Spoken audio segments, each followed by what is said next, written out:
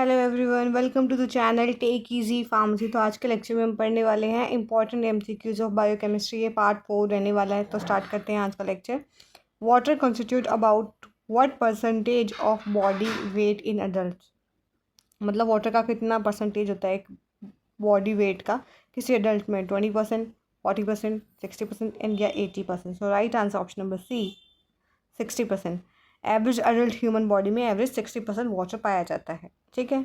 Next, the main question the main cation is extra cellular fluid, ECF is. जो main cation पाया जाता है extra cellular fluid में वो कौन सा होता है? पोटेशियम, सोडियम, कैल्शियम या फिर मैग्नीशियम। तो right answer option number B, sodium का चीफ कटायन होता है ECF, एसेंशियल होता है ऑस्मोटिक बैलेंस को मेंटेन करने के लिए। नेक्स्ट है, द मेन कटायन है इंट्रासेलुलर फ्लूइड, ICF में कौन सा होता है? सोडियम, पोटेशियम क्लोराइड या फिर calcium. So right answer option number B, potassium. Potassium क्या है? प्राइमरी इंट्रासेलुलर कटायन होता है। नेक्स्ट है, dehydration is best corrected by. जो डिहाइड्रेशन अगर हमारी बॉडी में हो जाए तो वो कैसे हम करेक्ट कर सकते हैं उसको? प्लेन वाटर से, ओरल डिहाइड्रेशन सॉल्यूशन से जो जिसको हम ORS कहते हैं, या फिर मिल्क से, या फिर प्रोटीन रिच डाइट से। Right answer option number B, ORS। ORS क्या करता है? रिस्टोर करता है बोथ क्या वाटर को और जो इलेक्ट्रोलाइट हमारी बॉडी से लॉस्ट हो गए ड्यूरिंग डिहाइड्रेशन। ठीक है। नेक्स्ट है, oral dehydration therapy ORT contains glucose because. क्यों होता है उसके अंदर ग्लूकोज? क्यों? क्योंकि glucose prevent dehydration, glucose improve sodium absorption in intestine, glucose provide taste only, या फिर glucose is unnecessary. So right answer option number B, glucose क्या करता है? इंप्रूव करता है सोडियम एब्जॉर्प्शन हमारे इंटेस्टाइन में। अब ग्लूकोज क्या करता है? प्रमोट करता है सोडियम के एब्जॉर्प्शन को। वाई? कैसे? सोडियम ग्लूकोज ट्रांसपोर्ट से, और एनहेंस करता है वाटर के एब्जॉर्प्शन को। ठीक है।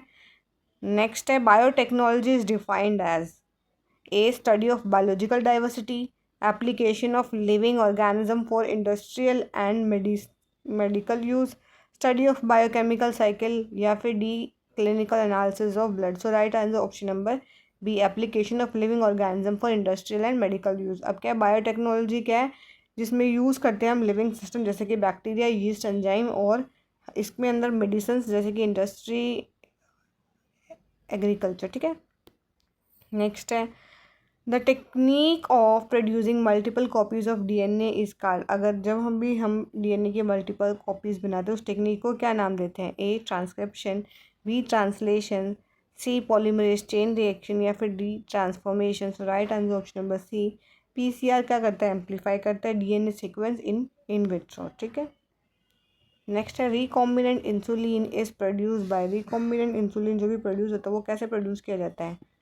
Bacteria, E coli using recombinant DNA technology, liver cell से, pancreatic cell in culture only, या फिर यीस्ट अलोन। से right answer option number A, bacteria, E coli using recombinant DNA technology. अब के ह्यूमन इंसुलिन जीन क्या करते हैं? हम इंसर्ट करते हैं किसमें? ई कोलाई में, फिर हम बनाते हैं रिकॉम्बिनेंट इंसुलिन प्रोडक्शन। ठीक है।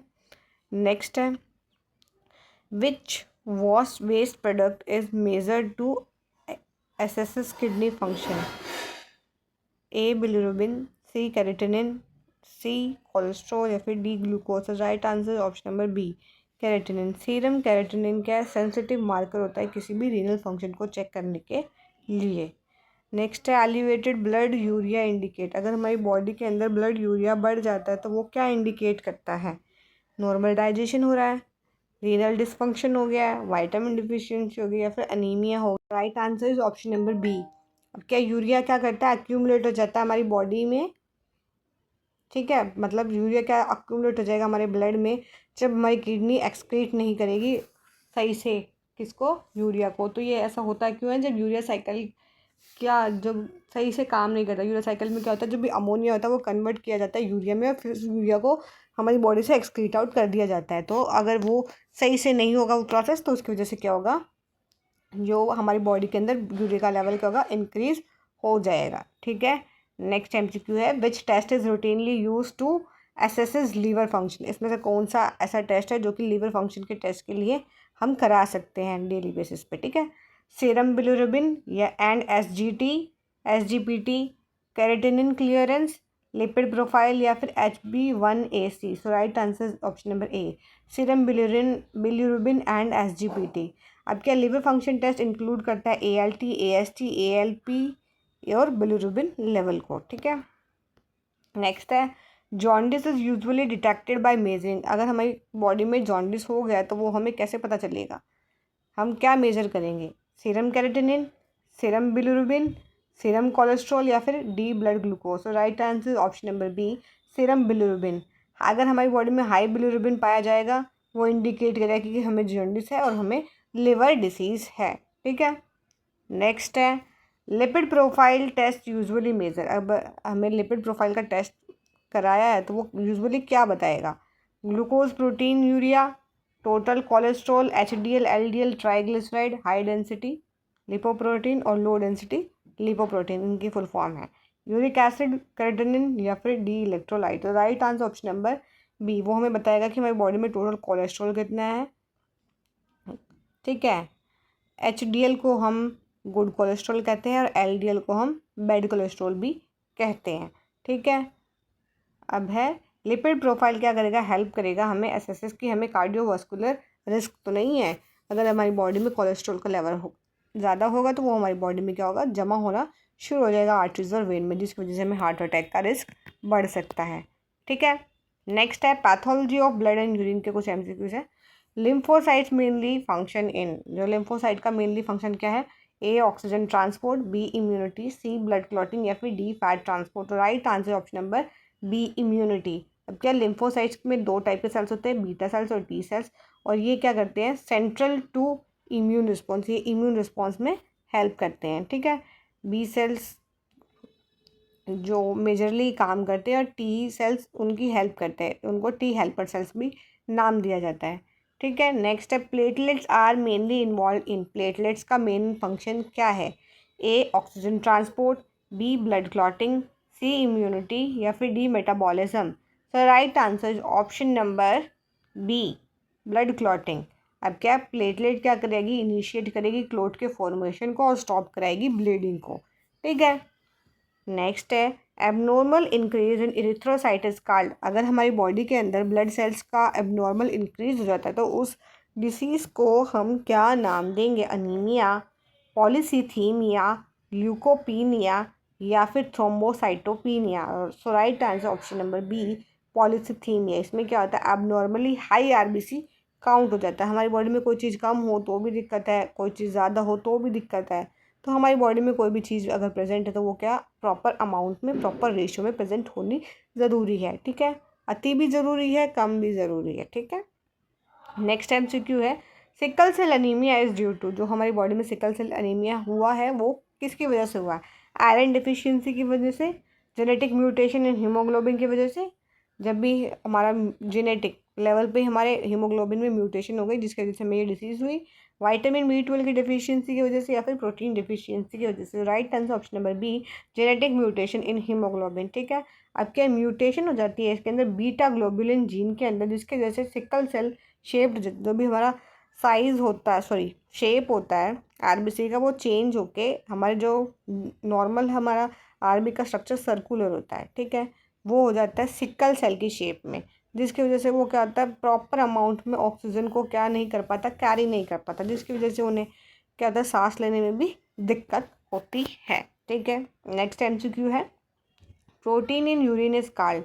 अगर हमारी यूरिन के अंदर हमें प्रोटीन शो हो रहा है तो उसका मतलब हमें कौन सी डिसीज़ है, A haematuria, B proteinuria, C glycosuria या फिर D bilirubinuria.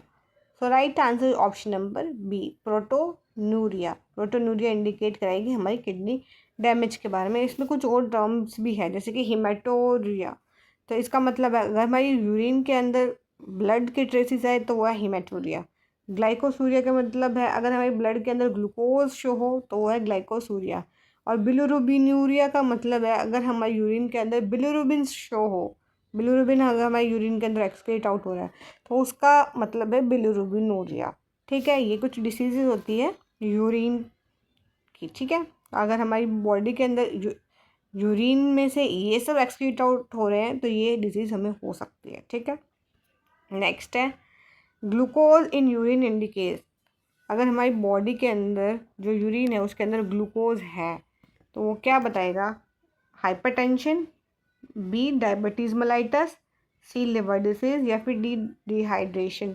So right answer is option number B कि हमें क्या है, डायबिटीज़ मेलाइटस, ठीक है। जब भी हमारी बॉडी के अंदर ब्लड ग्लूकोज ज़्यादा होता है तो क्या है, renal threshold it spills into urine. जब भी हमारी बॉडी के अंदर अगर डायबिटीज़ मेलाइटस तो उसकी वजह से हमारी बॉडी क्या करेगी, यूरिन के थ्रू उसको एक्सक्रीट आउट करने की कोशिश करती है, ठीक है। नेक्स्ट है हीमेटोरिया मीन्स, अभी देखो हमने बात करी थी हीमेटोरिया का मतलब क्या होता है, blood in urine, protein in urine, excess bilirubin in urine या फिर ketone in urine. So right answer is option number A, इसमें क्या होगा, ब्लड इन यूरिन आएगा। Haematuria presence of RBC in urine, और इसमें एक और टर्म है कीटोन इन यूरिन, उसको हम कहते हैं कीटोनूरिया, ठीक है। नेक्स्ट है हमारा विच WBC increase during bacterial infection, कौन से WBC बैक्टीरियल इन्फेक्शन जब हमें होता है तो इंक्रीज हो जाते हैं, A lymphocytes, B neutrophils, C eosinophils या फिर D basophils. So right answer is option number B, neutrophils. Neutrophils क्या है, पहले फर्स्ट क्या रिस्पॉन्ड करेंगे अगेंस्ट किसके, बैक्टीरियल इन्फेक्शन के अगेंस्ट, ठीक है। नेक्स्ट है एस्नोफिल काउंट इंक्रीज इन, हमारी बॉडी में इस्नोफिल्स का काउंट कब बढ़ जाता है, जब हमें वायरल इन्फेक्शन हो, बी एलर्जिक कंडीशन या फिर पैरासिटिक इन्फेक्शन में, सी एनीमिया में या फिर डी जॉन्डिस में। So right answer option number B, जब भी कोई एलर्जिक कंडीशन हो या फिर पैरासिटिक इन्फेक्शन हो। इस्नोफिल का काम क्या है, कॉमन होता है ये एलर्जी के अंदर और हेलेमेंथिक इन्फेक्शन के अंदर, ठीक है। इस्नोफिल्स का क्या होता है, नंबर और रेशो बढ़ जाता है, ठीक है। नेक्स्ट है leukopenia refers to, leukopenia term जो है वो क्या बताती है, A increase WBC count, B decrease WBC count, C increase RBC count या फिर D decrease platelet count. So right answer option number B, leukopenia क्या है, लो WBC काउंट होता है जिसके अंदर क्या होता है, इंक्रीज होता है किसी भी इन्फेक्शन का रिस्क। अगर हमारी बॉडी में ऑब्वियसली बात है जो भी WBC अगर कम हो जाएंगे तो हमें क्या रिस्क हो जाएगा, जब हमारी बॉडी में WBC नहीं हुए तो हमारे जो भी डिसीज़ हो रही है, इन्फेक्शन हो रहा है तो उसके अगर अगेंस्ट फाइट कौन करेगा, जब फाइट ही नहीं होंगे, WBC कम होंगे तो डिसीज़ हमें ज़्यादा फ्रीक्वेंटली होगी, तो ये रीज़न है, ठीक है। नेक्स्ट है कीटोन बॉडीज़, अभी हमने बात कही थी कीटोन बॉडीज़ के बारे में। कीटोन बॉडीज़ अगर हमारी यूरिन में तो वो क्या बताएगी, डायबिटीज़ मेलाइटस है हमें, हाइपरटेंशन है, लिवर फेलियर है या फिर किडनी स्टोन है। So right answer option number A, या फिर तो हमें डायबिटीज़ मेलाइटस है या फिर स्टारवेशन है, हमने बहुत लंबे टाइम से कुछ खाया नहीं है तो उसको कहते हैं स्टारवेशन, ठीक है। Access fat breakdown produces ketone, अगर हमारी बॉडी के अंदर एक्सेस फैट है वो ब्रेकडाउन होगा कीटोन में और फिर वो किस में एक्सीट आउट होगा, यूरिन में, ठीक है। लास्ट MCQ है आज के लेक्चर का, which of the following is a normal constituent of urine, इनमें से कौन सा है जो नॉर्मल कॉन्स्टिट्यूएंट होता है यूरिन का, ठीक है। A glucose, B protein, C urea या फिर D ketone bodies. So right answer option number C, urea. नहीं तो बाकी अगर ग्लूकोज होगा तो हमें डिसीज़ होगी कौन सी, ग्लाइकोसूरिया, प्रोटीन होगा तो प्रोटीनूरिया, कीटोन बॉडीज़ होगी तो कीटोनूरिया। तो यूरिन के अंदर यूरिया होगा वो कॉमन होता है, नॉर्मल होता है, वो होगा ही होगा, ठीक है। सो राइट आंसर इज सी। अब क्या यूरिन क्या है, नॉर्मल वेस्ट प्रोडक्ट है, और लेकिन ग्लूकोज, प्रोटीन्स और कीटोन क्या है, अब नॉर्मल है, जो कि इंडिकेट करते हैं कि हमारी बॉडी के अंदर कोई ना कोई डिसीज़ प्रेजेंट है, ठीक है। तो सारे MCQs कवर हो गए हैं हमारे बायोकेमिस्ट्री के।